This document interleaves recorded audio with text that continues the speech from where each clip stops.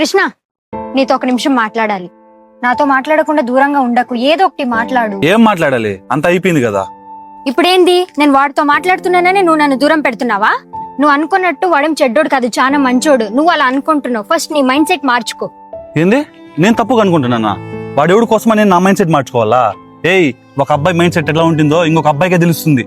అది మీ అమ్మాయిలకి ఎన్నిసార్లు చెప్పినా అర్థం కాదు. వాడు మంచోడు కాదని నువ్వెలా చెప్పగలవు? సరే, నేను చెప్పినట్టు జీ. ఇప్పుడు వాడికి ఫోన్ చేసి కృష్ణతో నాకు ఉండాలనిపించట్లేదు, వాడు రెస్ట్రిక్షన్స్ పెడుతున్నాడు, వాంతో మాడుతూ వీంతో మాడుతూ వాడు మంచోడు కాదు వీడు మంచోడు కాదు, నాకు ఆ బట్టలు వేసుకోదు ఈ బట్టలు వేసుకోదు అంటున్నాడు. నాకేం నచ్చలేదని చెప్పు. ఏం చెప్తాడో చూద్దాం. సరే చేస్తా. నువ్వు చెప్పినట్టు వాడు మాట్లాడకపోతే? నువ్వు కాల్ చేసి చూడు, నీకే తెలుస్తుంది. నువ్వు కాల్ చేసి స్పీకర్ లో పెట్టి నేనేం చెప్పాను అదే చెప్పు. Hello hello.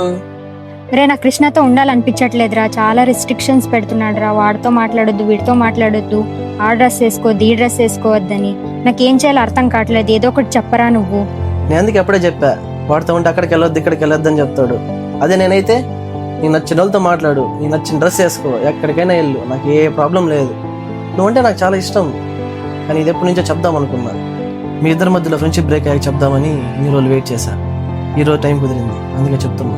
నీకు ఇష్టమైతే చెప్పు, బాగా చూసుకుంటా. ప్రతిసారి ఎవరిని పడితే మనం గుడ్డిగా నమ్మేసి ఫ్రెండ్షిప్ చేయడం కాదు. ఒకసారి మేమేం చెప్తానో అర్థం చేసుకో. ఇప్పుడు అర్థమైందా? ఫ్రెండ్ అన్నావు, వాడు చాలా మంచోడు అని చెప్పినావు. ఇప్పుడు వాడిని ఇలా మాట అన్నాడు.